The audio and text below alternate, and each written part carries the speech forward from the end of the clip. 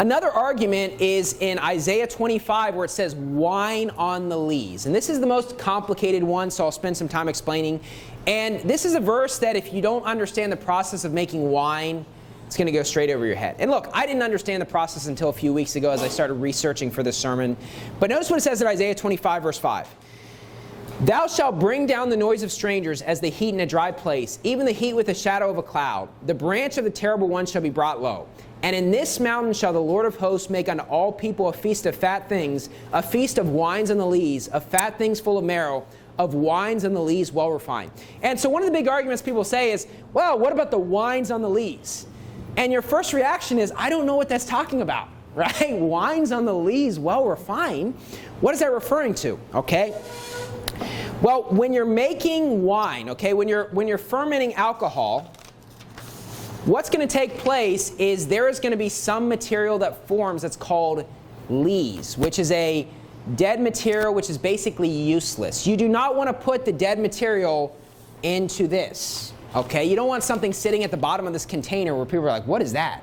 Right? Imagine when you cook. Isn't it true when you cook sometimes a material will form which is not part of the food, but it's just kind of a leftover useless material that's there? Same thing when you're fermenting alcohol. When this is taking place, there will be lees that form, which is dead yeast from what I understand. Okay? And that is something that they will get rid of before they will sell you wine, because nobody's going to drink this if there's something at the bottom of the container like, man, what is that? Right?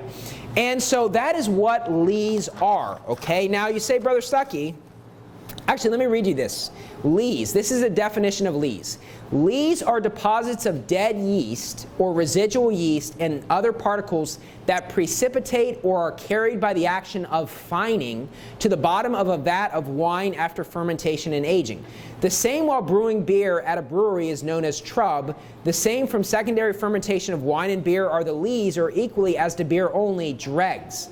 This material is the source for most commercial tartaric acid, which is used in cooking and in organic chemistry. So what it's saying here is that when you're fermenting alcohol, these lees are going to form, and this is a dead material, which is not something you want in the final product of the wine. And it's said by the action of fining, okay? Notice the end of verse 6 where it says, of wines on the lees well refined, okay? There is a process to remove the dead lees, to remove this material from the wine. There's things called fining agents. I don't understand how this works, but somehow an egg is used to remove the dead material. I don't really understand this. There's a lot of different materials they use which will remove that and not affect the wine somehow, okay? But that is what lees are. And so when it comes to verse 6, I will say this, because I've heard various people explain this.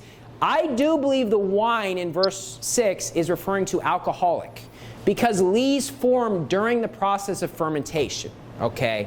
Now I'll explain what this is referring to here in a second, but I definitely believe this is referring to alcoholic, wine. I've heard other people say that they don't think it's alcoholic, but this is how lees form, is during the process of fermentation. Okay, from my understanding. I'm not an expert at this, okay?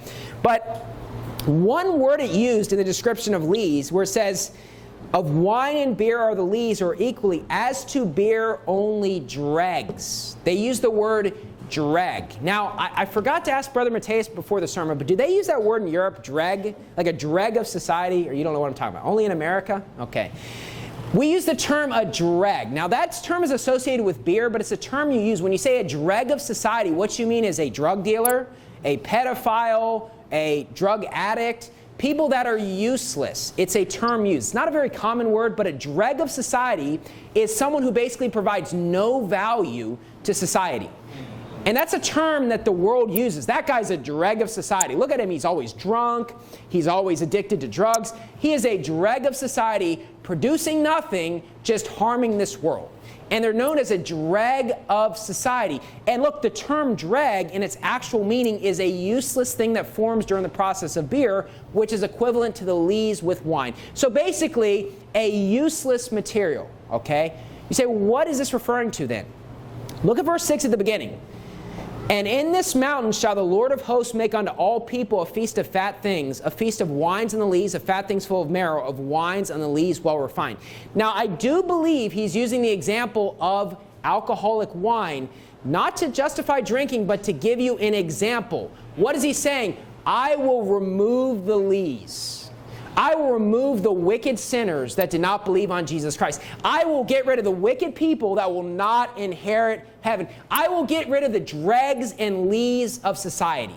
Look, sometimes in the Bible, examples are given, and you got to be very careful not to be so specific. You need to understand what's the point he's trying to make. And he's using an example that some people understand where he's saying, hey, you know what? I've got this process, and I'm going to remove the wicked, useless people, okay?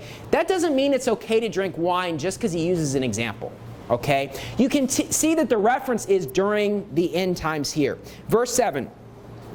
And he will destroy in this mountain the face of the covering cast over all people, and the veil that is spread over all nations. He will swallow up death in victory, and the Lord God will wipe away tears from off all faces. And the rebuke of his people shall he take away from off all the earth, for the Lord hath spoken it. So notice how he's going to wipe away all tears from your eyes? Does that happen when you first go to heaven? No. That's late in the book of Revelation. He's explaining an end times reference of how he is going to remove the wicked people. That's what it says in verses 7 and verses 8. So he's not saying in verse 6, hey, we're all just going to be drunk up in heaven. It's not what he's saying. He's using an example of how this useless material forms, and he says that's going to be what it's like during the end when I remove the wicked, useless people. Okay?